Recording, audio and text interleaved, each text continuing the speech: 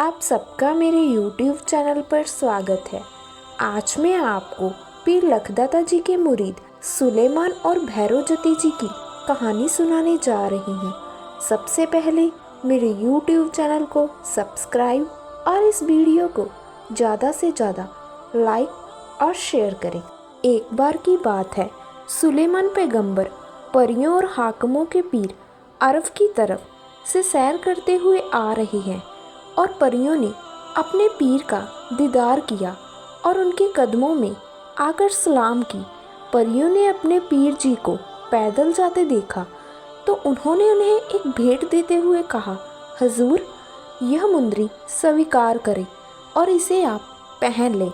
आपको जब भी हमारी ज़रूरत हो तो आप हमें याद फरमाना, हम उसी वक्त आपकी सेवा में हाजिर हो जाएंगी।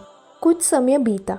एक दिन सुलेमान जी ने सिद्ध के किनारे सैर पर जाने का मन बनाया और यही सोचकर उन्होंने परियों द्वारा दी मुंदरी निकाली और उन्हें याद किया। उसी वक्त परियां सोने का तख्त लेकर हाजिर हुई और सलाम करते हुए पूछा, जी हजूर। तो सुलेमान जी ने कहा, मुझे सिद्ध के किनारे की सैर करवाओ।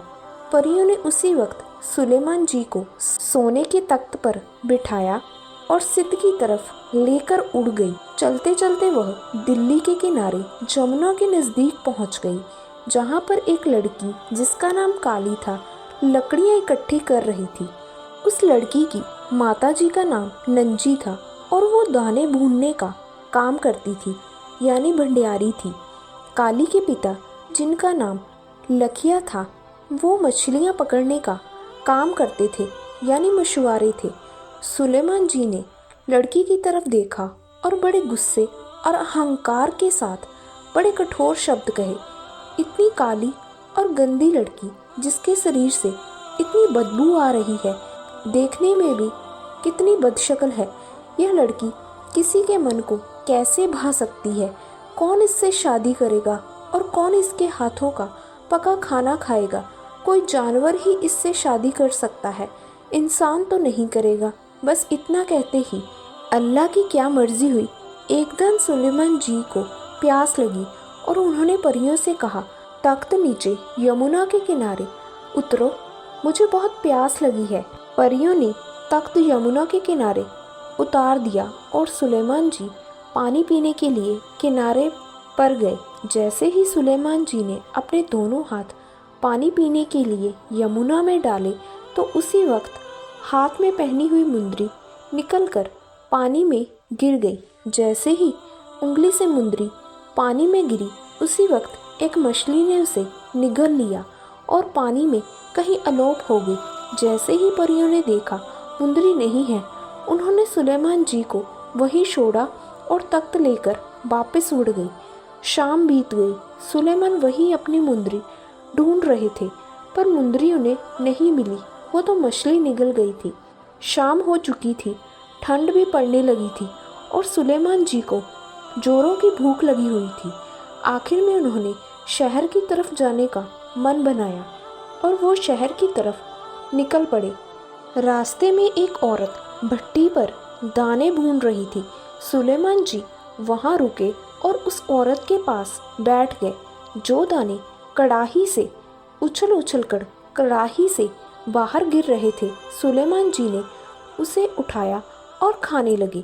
भटियारी ने ये सब देखा और उसने सुलेमान जी से कहा, बेटा, अगर दाने खाने हैं तो भट्टी में बालन डालो, मैं दाने भून देती हूँ, नीचे से उठाकर मत खाओ। सुलेमान जी भट्टी में बालन डालने लगे। सुलेमान भट्टी में बालन डालते रहे और दाने खाते रहे। रात पड़ने वाली थी। जब भटियारी अपनी कढ़ाई उठाकर घर की तरफ चलने लगी तो सुलेमान जी ने हाथ जोड़कर उस भटियारी से कहा, मेरे पास रहने की कोई जगह नहीं है, मुझे अपने घर में पनाह दे दो, मैं कोई भी काम कर सकता हूँ, जो कहोगे मैं वही करूँगा।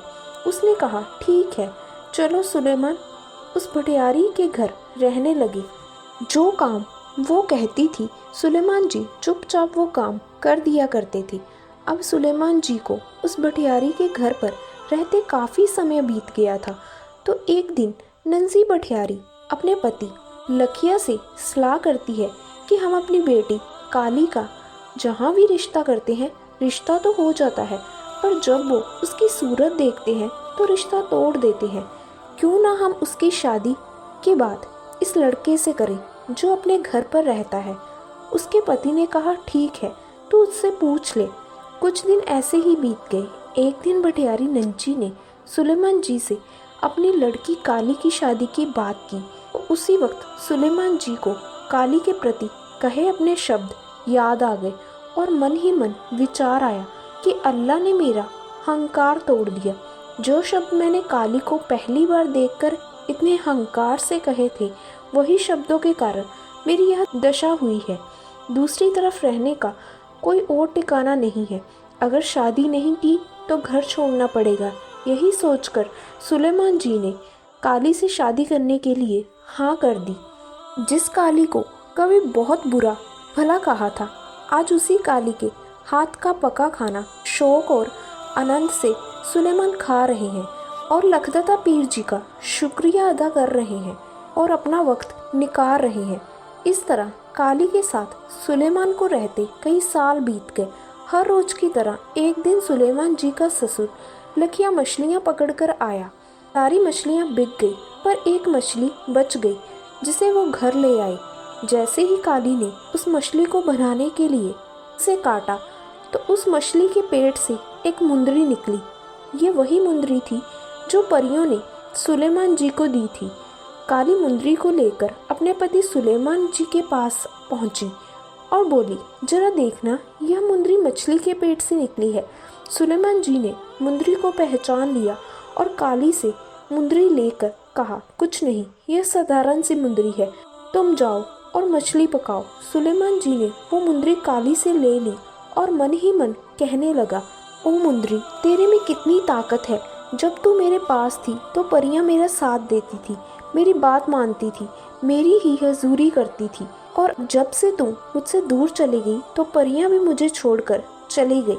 खुदा की कुदरत को सलाम किया और सुलेमान जी ने मुंदरी को धोया, साफ किया, धूप बत्ती की और परियों को याद किया। परियां फिर सुलेमान के कदमों में हाजिर हो गई और बोली, पीर जी, हम आपको यहाँ से लेने आई हैं, चलो चले। सुलेमान जी ने कहा, मैं आपके साथ बिल्कुल नहीं जाऊँगा। तुम्हारे अंदर कोई ताकत नहीं है, जो ताकत है वो इस मुंदरी में है। परियों ने कहा, हजूर, ऐसा मत कहो, हम आपको यहाँ से लेने के वास्ते आई हैं, हम आपको लेकर ही जाएंगी, हम आपको छोड़कर नहीं जा सकती। सुलेमान जी ने कहा, मैं अकेले नहीं जाऊँगा, अगर जाऊँगा तो काली को साथ लेकर ही जाऊँगा। परियों ने कहा, नहीं पीर जी, काली नहीं जा सकती। हाँ, एक काम हो सकता है, वो ये कि काली को कोई भी वरदान दे सकते हो आप, जो समय आने पर पूरा होगा। सुलेमान मछली पकाती काली के पास गए और कहा, काली, मैं कहीं बाहर जा रहा हूँ। इतना सुनते ही काली ने आंखें भर ली और पूछा, हजूर, 2-4 दिन में वापस आ जाओगे? सुलेमान जी ने जवाब दिया, यहाँ मुझे कोई काम नहीं है, घर में ऐसे ही खाली बैठा रहता हूँ, सोचा कोई अच्छा सा काम खोल लेता हूँ, 6 महीने के लिए बाहर जा रहा हूँ। इतना सुनते ही काली रोने लगी और बहुत निराश हो गई। काली के लाख मना करने पर भी जब सुलेमान जी ना रुके, तब काली ने कहा, हजूर, आपका जाना ज़रूरी है तो आप चले जाएं, पर मैं आपसे एक बात कहना चाहती हूँ, मैं आपके बच्चे की माँ बनने वाली हूँ। यह सुनकर सुलेमान बहुत खुश हुए और उन्होंने काली को वरदान दिया, काली, तेरे जुड़वा लड़के पैदा होंगे जो बहुत बलवान और योद्धे होंगे, जिन्हें सारी दुनिया मानेगी, रहती दुनिया तक तेरा भी नाम होगा। यह कहकर सुलेमान जी वहाँ से चले गए। सुलेमान जी के जाने के बाद काली के जुड़वा लड़के पैदा हुए। एक का नाम भैरव जती और दूसरे का नाम जती मकाल रखा गया। समय बीता, दोनों लड़के बड़े होने लगे। थोड़ा समय बाद जती मकान ने अग्नि देवता की पूजा करनी शुरू कर दी और भैरव जती ने देवताओं की। धीरे धीरे दोनों नौजवान हो गए। एक दिन भैरव जती जी कहीं पैदल चले जा रहे थे। सियालकोट के पास एक गांव है, सोदरा। वहाँ एक अहमद लोहार नाम का जादूगर रहता था। उसकी नज़र भैरव जती पर पड़ी तो अहमद जादूगर ने अपने जादू से भैरव जती को बांध लिया और अपने घर ले आया। जादू के जरिए वो भैरव जती से सारा दिन अपने घर का काम करवाता। एक दिन बहुत परेशान होकर भैरव जती ने अल्लाह के आगे फरियाद की, ओ दुनिया के मालिक, कोई ऐसा पीर फकीर, कोई ऐसा रहबर भेज दे जो उस जादूगर की कैद से मुझे छुड़ा ले, तो मैं सारी जिंदगी उसकी सेवा करूँगा। इधर भैरव जती ने फरियाद की, उधर पीर लखदाता जी पृथ्वी की सैर करते करते उसी गांव सौंदर्य में आ पहुँचे। पीर लखदाता जी तो जानी जान है। उन्होंने जादूगर अहमद से भैरव जती को छोड़ने के लिए कहा। अहमद इस बात से मुकर गया कि भैरव जती उसकी कैद में है। दुनिया के मालिक लखदाता जी से कोई कैसे झूठ बोल सकता है, यानी उनकी नज़र से कोई कैसे बच सकता है। लखदाता पीर जी ने अहमद जादूगर से कहा, अहमद तू झूठ बोल रहा है, वो देख सामने हमारी कक्की घोड़ी भैरव जती को लेकर आ रही है। यह देखकर जादूगर अहमद और सारे शहरवासी हक्के बक्के रह गए। जादूगर अहमद पीर लखदाता जी के कदमों में गिर पड़ा और माफ़ी मांगने लगा। पीर लखदाता जी ने जादूगर अहमद को कहा, माफ़ हम तुम्हें तभी करेंगे अगर तू हमें वचन दे कि आज के बाद तू किसी के साथ भी जादू का खेल नहीं खेलेगा और ना ही जादू करेगा, किसी के साथ जुल्म नहीं करेगा। अहमद ने लखदाता पीर जी को वचन दिया कि दादाजी आज के बाद मैं कभी भी किसी के साथ भी ऐसा नहीं करूँगा। लखदाता पीर जी ने कहा, तो फिर जा, हमने तुझे माफ़ किया। आज से तुम अहमद शाह हो गए हो। आज से इस जगह पर हमारे नाम का मेला लगा करेगा। अब हम जा रहे हैं।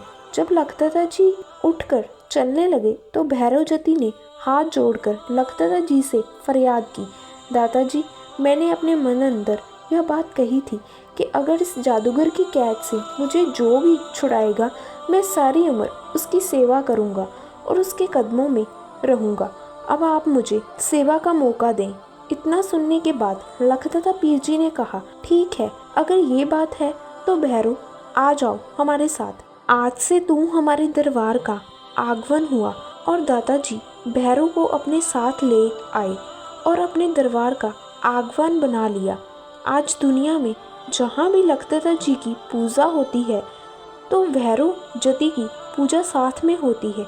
हर शहर में, हर गांव में, हर घर में जहाँ भी लखदाता जी का दरबार है वहाँ पर भैरव जती का भी दरबार बना हुआ है।